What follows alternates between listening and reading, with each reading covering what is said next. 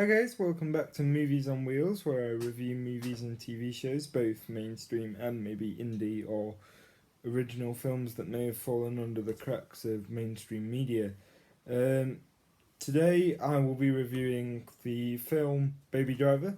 Sorry this review is so late. I actually saw it on Thursday with my friend Joe Wass, who I saw Cars 3 with. Like I say, sorry it's been so late. I've just been busy watching other movies to give you content for, which I will post on the same time as this. So this will be my non-spoiler review. As I always say, make sure to watch this video, make sure to watch the end of this video, even if you have seen the movie and you just want to know my opinion on spoilers, because in the last few seconds of this video, I will be talking about my general verdict on a scale of 1 to 10 of the movie. Now, Baby Driver, it's been out for a while, I know. It took me a while to go see it because I must admit I was sort of unsure about the movie. I thought it was going to not be very good. But then I thought to myself, it's made by Edgar Wright, and because you don't know Edgar Wright's work, he did all the Cornetto trilogy with Simon Pegg and Nick Frost, so that's World's End, Hot Fuzz, and Shaun of the Dead. He also did Scott Pilgrim versus the World, and one quarter of the script for Ant-Man before he got kicked off by Marvel. If you want to know more about that, you're probably best looking at it because it gets very complicated. But anyway, he's a very good director. He does very good at blending action and comedy, and but not either drawing on too much aspects of the either or. So not making it too funny that it distracts from the action, and not making it too action either it's too serious and doesn't have enough comedy to that. Even said that though, even with the right combination of comedy and action, there's still a lot of heart to a lot of his movies, particularly this movie. So, what is the general premise of Baby Driver? Baby Driver surrounds is basically about a getaway driver called Baby, and he when he was a kid, him and his parents got in a car crash, and it left him always like hearing a ringing in his ears. So to drown the ringing out, he often plays music. He has like 12 different iPads, which is quite funny. He plays like old school music like Easy or Tequila or some Queen songs and things like that. So I think they were trying to. He's very much like Guardians of the Galaxy in the sense of he has his little Walkman and his headphones in, and that seems to be what a lot of movies are doing nowadays, which is a good thing because if you look, Despicable Me 3 did that as well. But also it centers around. He doesn't actually want to do these heists, which I find very interesting. He's doing it because Doc, played by Kevin Spacey, who does a phenomenal job, uh, basically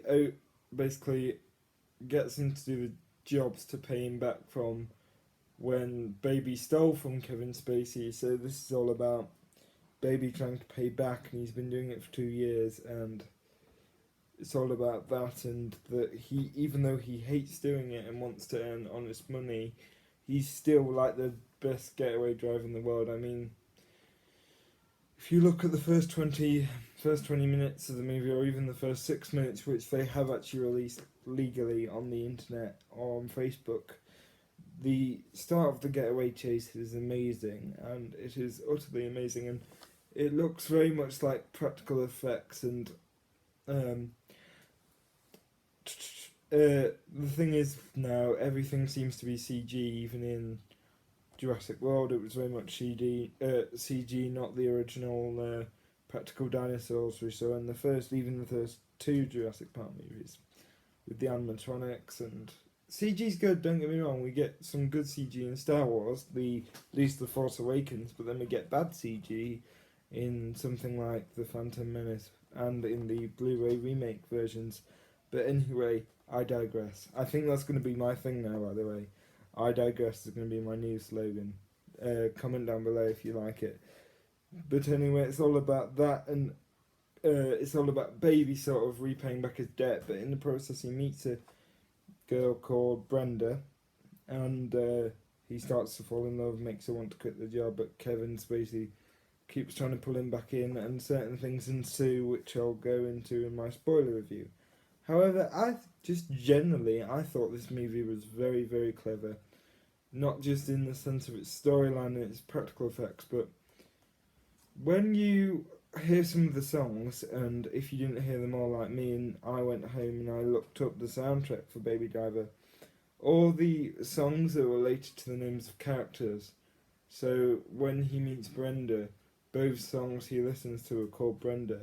The one that's very good is by T-Rex, which you should really listen to because it's very good. It's like, I'm not going to sing it now, but there we go. And then all the other songs are to do with like what's going on around them or directly to do with the name Baby. So it's very, very apt. And I thought it was very good in that clever style. But it was never too serious. It had elements of jokes in there as well. Without getting into spoilers per se, there's a particular point in the movie where they're doing a heist and they need masks, and they say they're going to go as Michael Myers masks, which is a different character. But instead, the guy in charge of getting masks had Mike Myers masks, so they were all dressed up as Mike Myers. But overall, it was really heartfelt, and it wasn't like, without going into spoilers, the ending wasn't like overly happy or sappy. It was just very, very good film. And I'm not normally into like car chases or like car films like the Fast and Furious movies. I think the closest Cars movies that I really like are probably Cars 1 and Cars 3. As childish as that sounds, but no, this was really good, and this is a good thing, but it felt very much like an Edgar Wright film in the sense of it felt very kind of action. I mean, it felt like I was watching certain scenes in Hot Fuzz, like the scenes where the final shootout ensues, especially during the start of the beginning.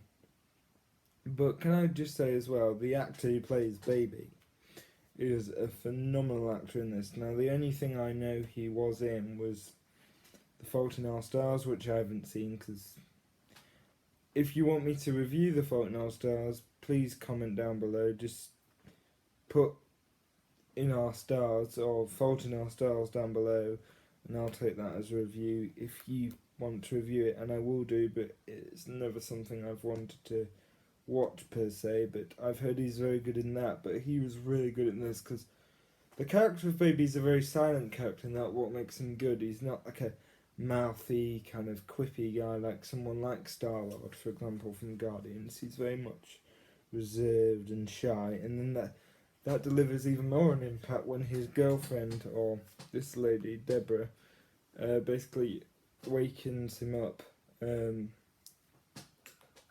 in the sense of gets him to actually interact and want to leave this life. I mean, the only other person you see he has a great connection with is his foster dad, but it was not just action and comedy, it felt more heartfelt than a lot of actually Edgar Wright films. But overall, I'm going to give this actually, let me say what my friend Joe Wass, who I went to go see this with, said. He reviewed this as being